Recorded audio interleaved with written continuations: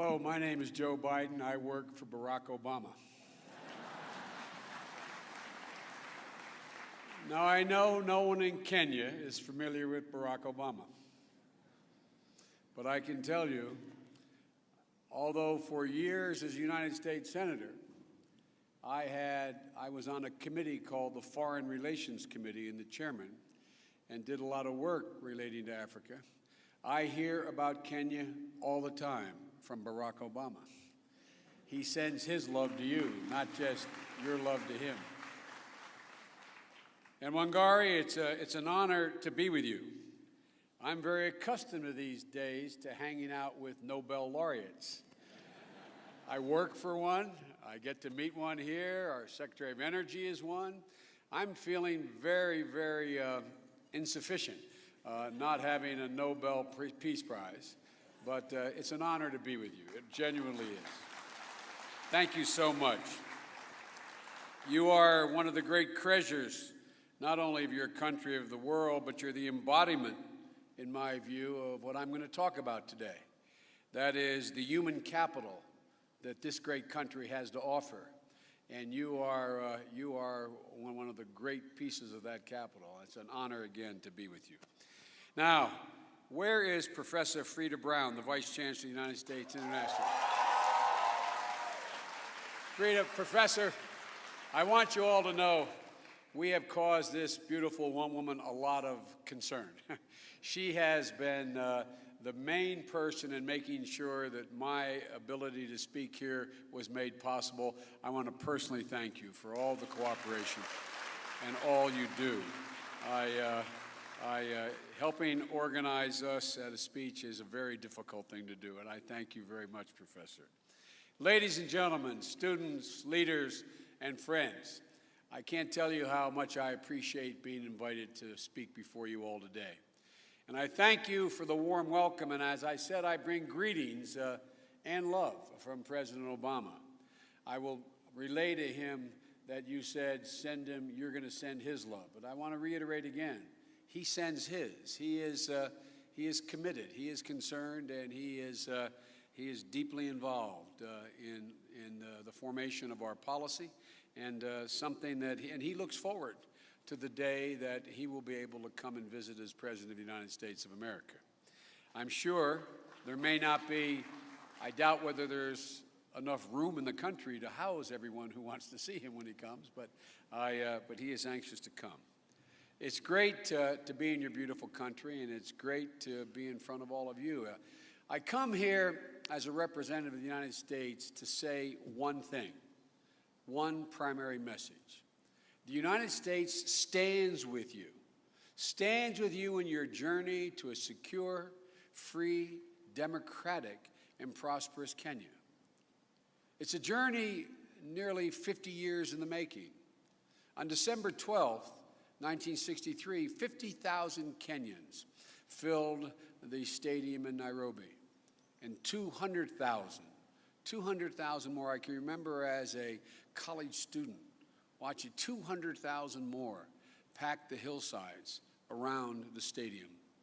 An entire nation's eyes watched as at the strike of midnight, the new Kenyan flag was unfurled for the first time, making Kenya the 34th independent state in Africa. Earlier that week, the then American President, Lyndon Baines Johnson, sent a congratulatory letter to Prime Minister Kenyatta, welcoming Kenya to the family of nations and comparing Kenya's journey toward independence with that of America's. And he said, and I quote, "As our own freedom for all our citizens was proclaimed to the world by our Declaration of Independence, so Kenya's freedom begins with her Declaration of Independence today." Some 50 years later, the promise of that day still pulses through this country on the bustling streets of Nairobi, up to Mount Kenya, from the coastal shores of Mombasa to the plains of Masai Mara. You know, once the wealth of a nation was defined by the expanse of its land, the size of its population, or the strength of its army. the abundance of its national resources. But now, we know and you know that the true wealth of a nation is found in its human capital, in the skill, ingenuity, and determination of its people. And by that measure, Kenya is a very wealthy nation. Indeed, Kenya is a rich nation. You have no oil, you have no precious minerals, but you have built the largest non-oil, non-mineral-based economy in sub-Saharan Africa. You have become the hub for the transportation for the goods and people that flow through East Africa. And you are the financial capital of East Africa. Your diplomats have helped solve some of Africa's most intractable problems. Your military is small in number but large in stature, helping bring stability to Sierra Leone, to East Timor. You produced world-renowned scientists, geneticists, environmentalists, writers, and a Nobel Prize winner.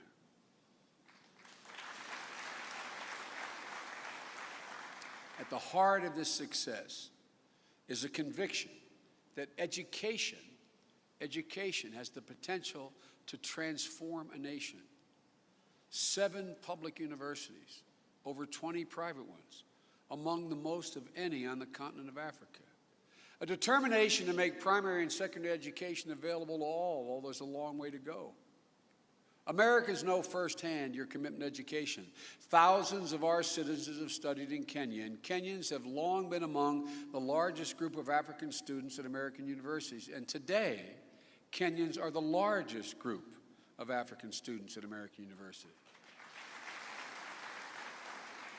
And that tradition goes back before your independence. One of the earliest pioneers was a fellow named Barack Obama Sr., the father of a man who is now the President of the United States of America. Kenya and Kenyans have much to be proud of. But the full force of your potential, as all of you young students know, has yet to be released. You face daunting obstacles. Kenya is situated in a very tough neighborhood. Somalia's decades of instability have generated human tragedy and global threats.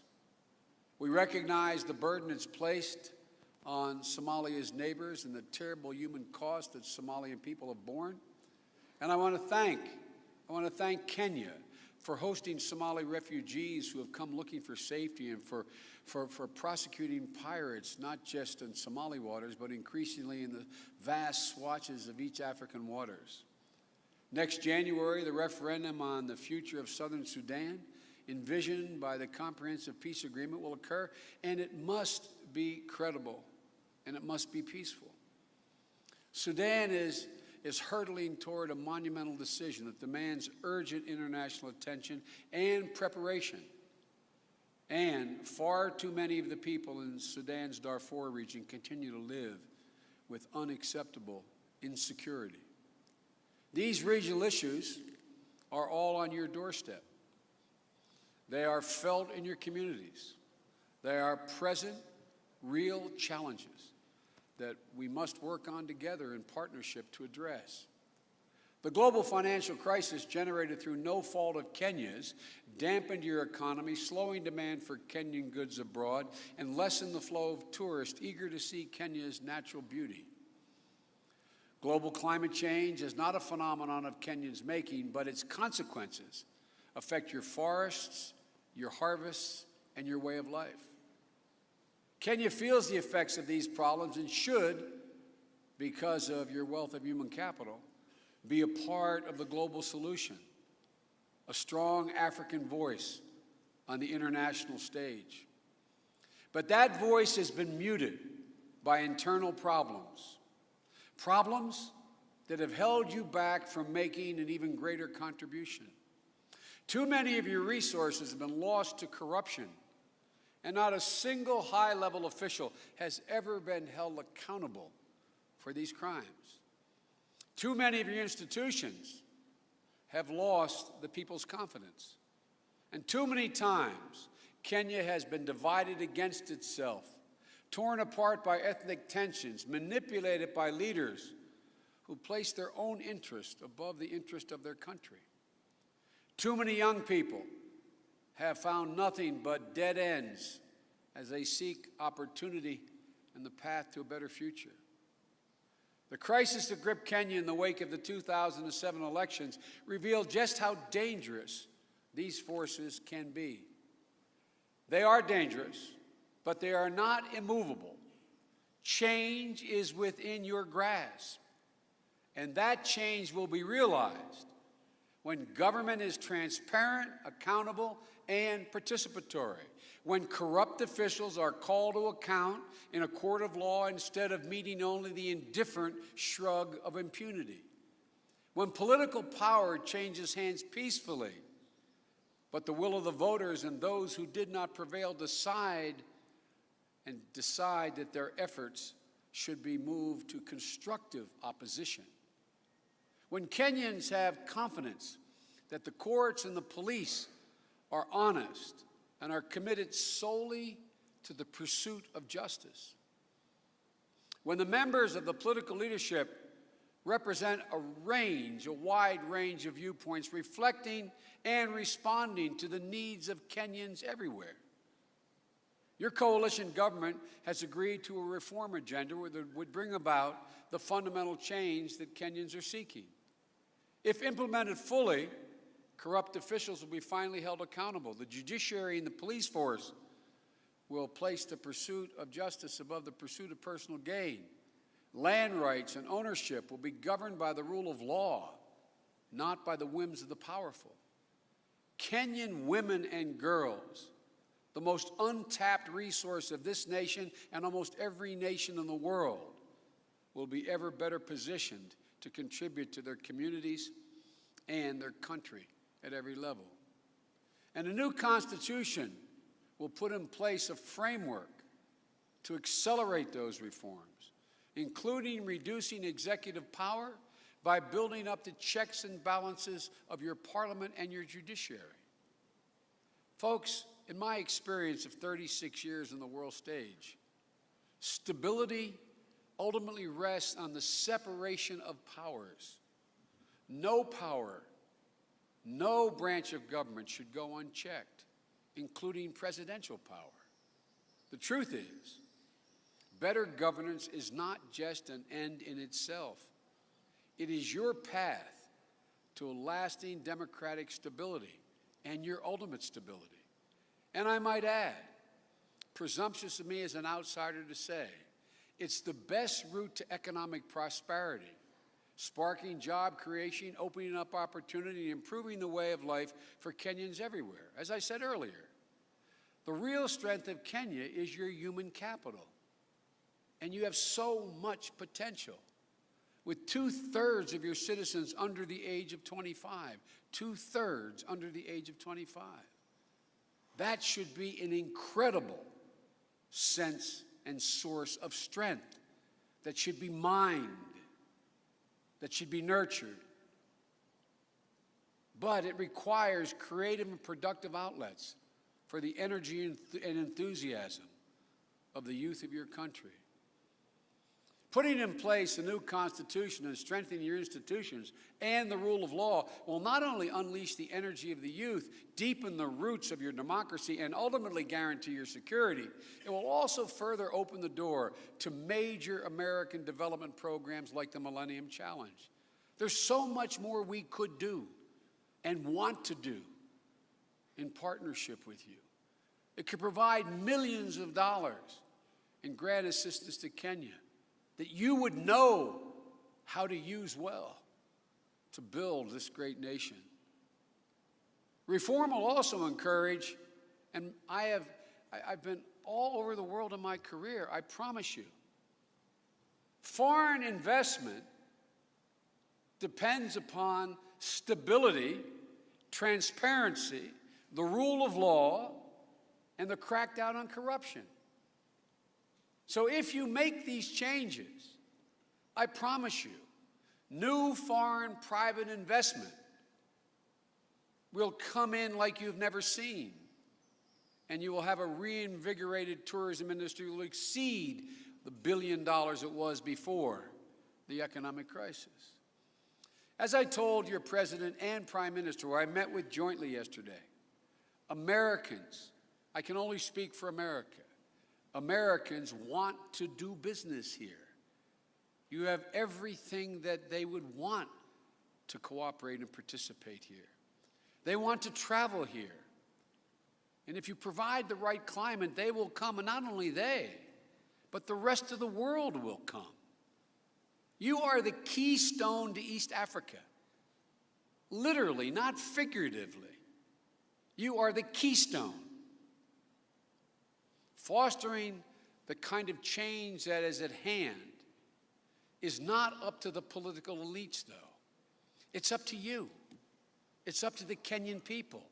It's up to each one of you. As President Obama said, Africa's future is up to Africans. We can't dictate it, nor should we. But you can. You can. And it's virtually unlimited. Don't let others determine for you. Don't let others determine for Kenya what Kenyans think. Determine for yourselves the Kenya you actually need. Democracies are most effective when people not only vote for them, but embrace their responsibilities under a democratic system. When they commit to be active citizens, aware citizens, when they participate, when they vote. Today, Kenya is having a great national debate about a new constitution. That debate will culminate in a referendum this August. The cooperation of President and Prime Minister in support of the constitutional review process is extremely encouraging. But the ultimate responsibility, the real power, does not rest with them. It rests with you. It rests with the people of Kenya. By your participation, by your vote, as cynical as you may have become about the process, by your participation, by your vote, you have before you a singular opportunity to strengthen Kenya's democratic institutions, none like since the evening at midnight that flag was unfurled. An opportunity to open up to opportunity, to give a new generation new power to help Kenya realize its immense potential. The United States strongly supports the process of constitutional reform, including providing assistance for voter registration and civic education so that Kenyans are able to familiarize themselves with the draft constitution your parliament passed and allow you to make informed decisions. But let me repeat, this is your decision alone. And the people of Kenya must make this choice. A choice for Kenya, by Kenyans. And as you prepare to write a new history for your nation, resist those who try to divide you based on ethnicity or religion or region, and above all, fear. It is a tool as old as mankind, and it's been used with great effect in this country in the past. For too long, opportunistic politicians have created an all-or-nothing system. Your group is either in or you're out, and the resources of the state were treated as spoils for the winner rather than the rightful birthright of the people of Kenya. When this toxic brand of politics is taken to its logical extreme in Kenya's post-election violence, the result, I think, shocked even all of you, but it clearly shocked the world. Now Kenyans must make a deliberate and difficult choice to reject the divisive politics, to reconcile their communities, to acknowledge the injustice of the past so you do not harbor deep-seated resentment in the future. This resolve requires a deep inner strength you can and should derive from your diversity. Turn Kenya's youth into a source of innovation and vision. Dare to reach for transformational change, the kind of change that might come around only once in your lifetime. I especially call on the young people, the backbone of this country, the next generation of Kenyan leaders. You know, your energy is contagious, and your enthusiasm is boundless. Your ideas and your voice can help create peaceful, stable, democratic, and economically prosperous Kenya everyone here wants to see. And quite frankly, we want to see. And you have a steadfast supporter in the United States. The United States of America's relationship with Kenya is among the most important on the continent for us, one that has been strong and uninterrupted since your independence. Thousands of American Peace Corps volunteers have taught in your schools and villages. Hundreds of American businessmen have worked in American companies that have built their regional headquarters in Nairobi or Mombasa. And the U.S. government has established its largest embassy in sub-Saharan Africa in your capital. In crisis and in celebration, we've forged a strong and enduring political and economic relationship. We've worked together as partners and friends to tackle some of the most difficult problems in the region. But true friendship, and I hope you will forgive me, but true friendship demands honesty. So if our words are sometimes blunt, it's because our faith in the possibilities of Kenya are unlimited. Now, don't get me wrong. I know from my personal experience, change is never easy. And change in circumstances like yours is extremely difficult. Fundamental change is never easy. But I also know from personal experience that it's possible. I've seen it happen around the world. As a young senator, I stood in the capitals of Sarajevo and Pristina, in the Balkans, from the Balkans of the Middle East to Eastern Europe. I've seen dark pasts transformed through the will of the people to bring about brighter futures. In the 1990s, I stood in Sarajevo, in Bosnia, and in Pristina, Kosovo, and witnessed the god-awful carnage and the blood running in the rivers, the ethnic cleansing that we thought we'd never see again in Europe. I saw the carnage and the hate. I sat in refugee centers. I sat in homes and heard about how neighbors who had been friends for years literally hacked one another to death in their backyards once Slobodan Milocevic's ugly, ugly, ugly violence took hold. The hate that seemed to know no bounds, and it seemed like it would never end. But the people of those countries, they made a choice. They ultimately rejected violence. They drew a line on the past, and today they're looking toward a future. And they've given up their own vile criminals to the international courts, which is part of the reconciliation that was needed, acknowledging their individual responsibilities. It was a choice that not only is changing their future, but is changing the future of that entire portion of Europe. And just 1 year ago, I was in Romania, celebrating the 20th anniversary of the fall of communism and the wall. And I said then, now we think of Central Europe, when we think of Central Europe, we don't think of what we can do for you, but what we can do with you. My prayer is that very soon, after you make these momentous changes that are needed, we'll be talking about not what we can do for you, but what we can do with you, because you have begun to realize the great potential you possess. The change that's within your reach, the same change that occurred in other parts of the world, including Iraq, can change here. Ladies and gentlemen, nowhere is it written that the winds of change cannot blow through Africa. Nowhere is that written. On December 12, 1963, the new day dawned on Kenya, one filled with promise for even better days ahead. In the coming days and months, you have the chance to build on that promise in a way you haven't had for over 3 decades. To fulfill the dreams of everyone who watched that flag unfurl in that stadium 47 years ago. And I want to close with some words that President Johnson used to end his letter to Prime Minister Kenyatta in 1963. Here's what he said. He said, "May the responsibilities of freedom wake the best that is in you, and may its benefits be known by generations yet unborn." Well, I would say the same thing to you today. Asante sana. May God bless you. May God bless the Kenyan people.